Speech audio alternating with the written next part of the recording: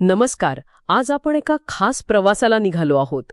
न.घ. देशपांडे यांच्या कवितेच्या जगात. हो, आणि हा प्रवास आपण करणार आहोत विजय मोंडे यांच्या रसग्रहणाच्या चष्म्यातून. बरोबर. म्हणजे आपण कवीच्या एका वेगळ्याच जरा आतल्या प्रवासाचा मागोवा घेणार आहोत, जी वाट नेहमीच्या जगण्यापेक्षा खूपच वेगळी आहे. अगदी. तर आपलं आजचं ध्येय काय? तर मोंढेंनी जे विश्लेषण केलंय त्यातून देशपांडेंच्या कवितेतला तो एकाकी स्वतःचा शोध घेणारा मार्ग समजून घेणं. कवीचं मन नक्की रमतं कुठे? चला तर मग बघूया. मोंढे सुरुवातच करतात बघा एका महत्वाच्या मुद्द्याने.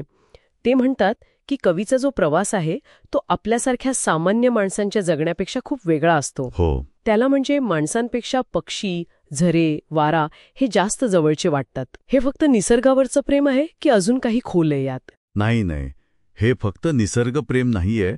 मोंढे म्हणतात की ही एक दृष्टी आहे बाहेरच्या जगातून स्वतःच्या आत वळण्याची. खरं तर काय आहे की कवीसाठी स्वतःच्या आतल्या जगाचा शोध घेणं हेच त्याचं खरं ध्येय, त्याचं श्रेयस होऊन बसतं. म्हणजे जीवनातलं सर्वोच्च साध्य. अगदी. जग बाहेर धावतंय आणि कवी आत डोकावतोय. आणि हे त्यांच्या कवितेत थेट उतरलेलं दिसतं. मला त्या ओळी आठवतात, वेगीच जात तुझी वेगळाच ताल, आणि मुख्य म्हणजे तू अफाट वाट तुझी एकटाच चाल. हा एकटेपणावर एवढा जोर का बरं?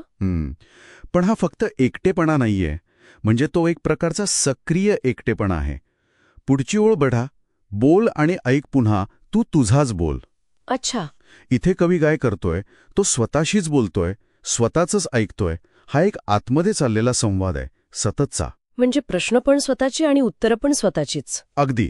बाहेरच्या गोंधळातून बाजूला होऊन स्वतःचा आवाज ऐकण्याची गरज आहे ही. म्हणजे हा एकांत फक्त शारीरिक नाही, तर तो मानसिक आणि आत्मिक पातळीवरचा आहे. आणि ह्यालाच धरून आणखी ओळी आहेत ना, अंतरात पाहत जा, भास तू तुझेच, आणि शांततेत ऐकत जा, श्वास तू तुझेच. बरोबर.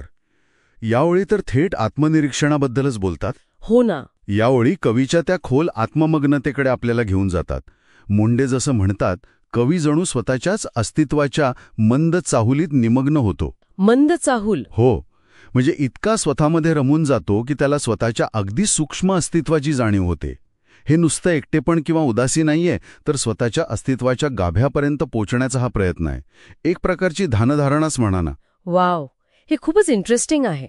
आणि मग मोंढे आणखी एका रंजक गोष्टीकडे येतात, सर्जनाकाशातून येणारी हाक. म्हणजे निर्मितीच्या अवकाशातून, इन्स्पिरेशन म्हणू शकतो आपण. तिथून येणारा एखादा अदृश्य संदेश. आणि त्यासाठी त्यांनी एका त्या बकुळ फुलाचा उल्लेख केलाय, ज्याच्यासाठी कलावंत सगळं सोडून धावत सुटतो. हे काय आहे प्रतीक बकुळ फुलाचं? हे बकुळ फुलाचं प्रतीक खूप महत्वाचं आहे खरं तर. मोंढेंच्या मते ते प्रतीक आहे कलावंताच्या आतल्या ओढीचं, त्याच्या ध्येयाचं, आणि त्यासाठी तो जो त्याग करतो त्याचं. अच्छा. हे फूल म्हणजे काहीतरी अलौकिक आहे, असामान्य आहे, जे नेहमीच्या जगात सापडत नाही. आणि त्याच्या शोधात कवी आपलं सुरक्षित ओळखीचं जग सोडायला पण तयार होतो. बरं. आणि याच तीव्र ओढीमुळे, त्यागामुळे त्याला एका विशिष्ट क्षणी, देशपांडे त्याला म्हणतात, आंधळ्या गहन निळ्या सोनेरी क्षणात, एका वेगळ्याच अद्भुत जगाची प्रचिती येते. जणू काही साक्षात्कार. हो, अगदी. एक अलौकिक अनुभव असतो, जो आपल्या नेहमीच्या तर्काच्या आणि इंद्रियांच्या पलीकडचा असतो. तर मग या सगळ्या चर्चेतून एक गोष्ट स्पष्ट होतीये. मोंढेंनी जसं उलगडून दाखवलंय, देशपांडेंच्या कवितेतला कवीचा मार्ग हा फक्त वेगळा नाहीये, तो एका ध्येयानं भारलेला आहे, एकाकी आहे, आत्मशोधाचा आहे. बरोबर. तो बाहेरच्या जगापलीकडे स्वतःच्या आत काहीतरी खूप मौल्यवान शोधतो आहे. म्हणजे कोर टेकअवे म्हणायचं झालं तर कवीची ही एकाकी वाट म्हणजे त्या सर्जनासाठी, त्या बकुळ फुलासाठी निवडलेली एक अनिवार्य आणि सक्रिय अशी आत्ममग्नता आहे. अगदी. आणि हे सगळं ऐकल्यावर एक विचार मनात येतोच. काय? की आपल्या आजच्या धावपळीच्या आयुष्यात, जिथे आपलं लक्ष सतत बाहेरच्या गोष्टींवर असतं, तिथे आपण स्वतःच्या आत डोकावून बघायला किती वेळ देतो? स्वतःच्या अस्तित्वाची ती मंद चाहूल ऐकू येते का आपल्याला? की बाहेरच्या आवाजांच्या गोंधळात ती कधीच हरवून जाते? खरंच विचार करण्यासारखा मुद्दा आहे हा.